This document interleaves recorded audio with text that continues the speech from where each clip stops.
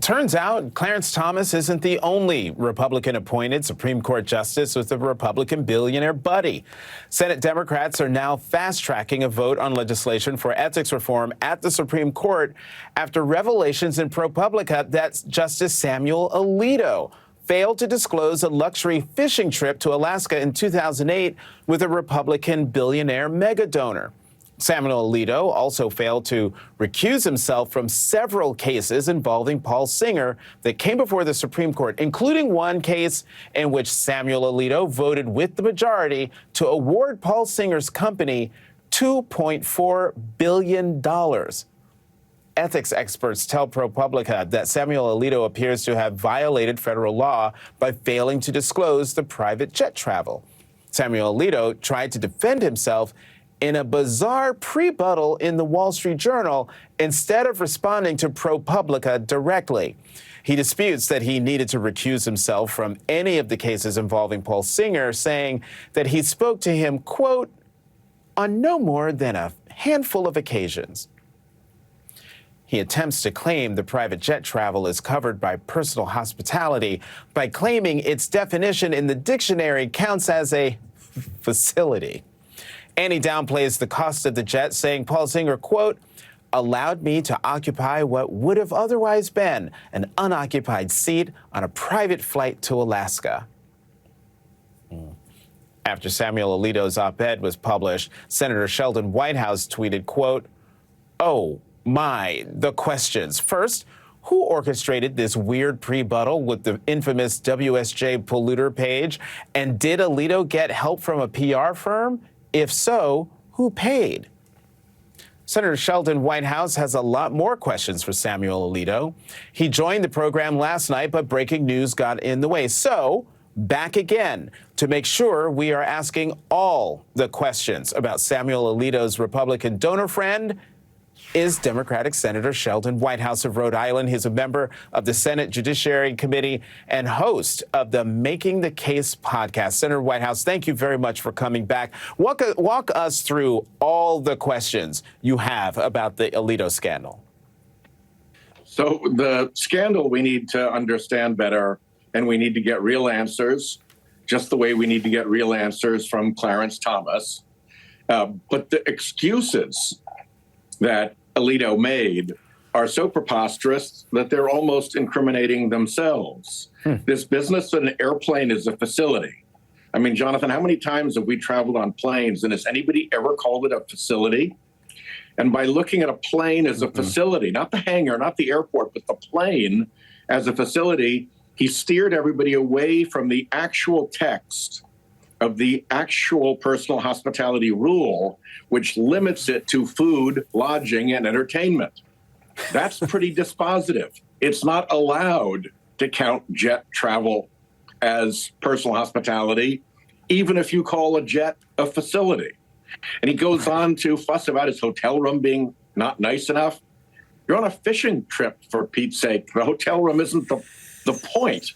And this business of him getting advice, you know, there's actually a committee within the judiciary made up of other judges. It's called the Financial Disclosure Committee of the Judicial Conference. It's there specifically to answer questions about what is required and not required for financial disclosure. Why don't the Supreme Court justices go there instead of listening to this nebulous advice from unidentified people? It's a real mess, and the excuses, I think, made it worse. Wow. So Dalia Litwick writes today, quote, we keep centering the justices and their ethics misfires at the expense of the real grifting here. Billionaires being assigned like something out of the Big Brothers program to individual justices for the purposes of lavish gift giving and influence. It is a big game safari for access to powerful people. Thomas and Alito want to behave like Republican politicians, but cry foul when the court is accused of being political?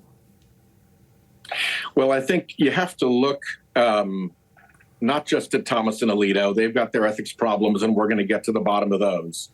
But behind all that is this group of creepy right-wing billionaires who are meddling in the Supreme Court. They're meddling with these lavish gifts of secret private jet holidays. They're meddling by funding the Federalist Society while the Federalist Society was putting together the list off of which these justices were chosen. They likely funded the Judicial Crisis Network with anonymous money when it was running the ads for all these justices.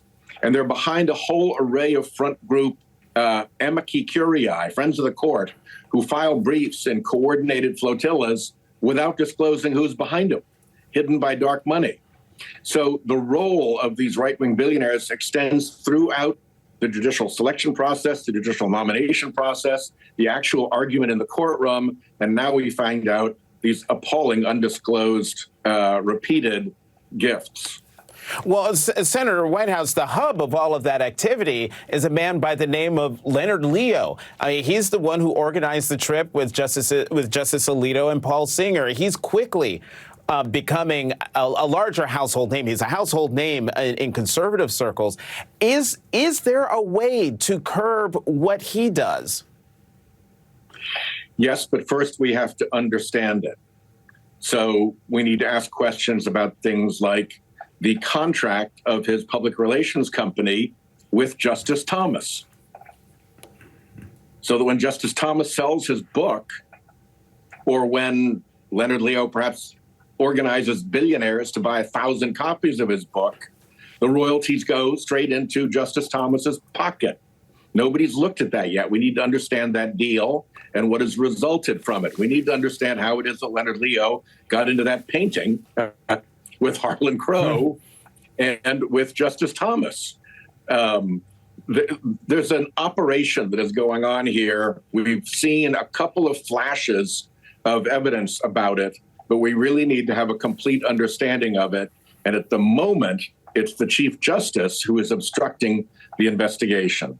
Mm-hmm. You know, Senator, can we talk about Chief Justice John Roberts? Are you surprised that there hasn't been any internal effort led by him to speak against this behavior or to actually do something, show the American people that he's doing something to curb this behavior?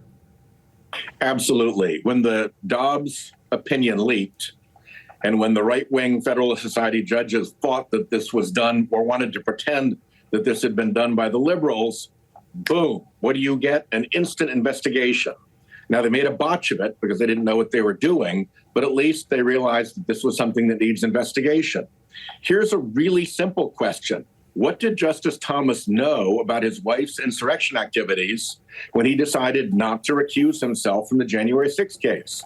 It's a really simple factual question. And it hinges, on that fact, hinges the question of whether his failure to recuse was illegal, a violation of law.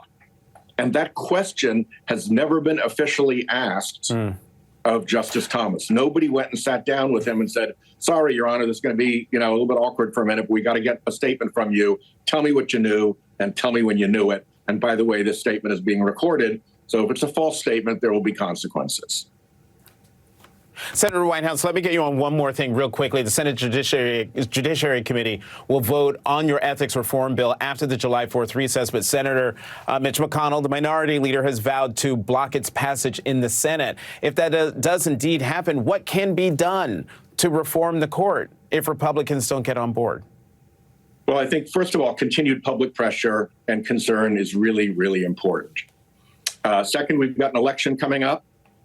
And if the Republicans want to run for election on the fact that they've covered up an investigation into billionaires who are giving $250,000 vacations secretly to Supreme Court justices, that's not going to be a good look for them.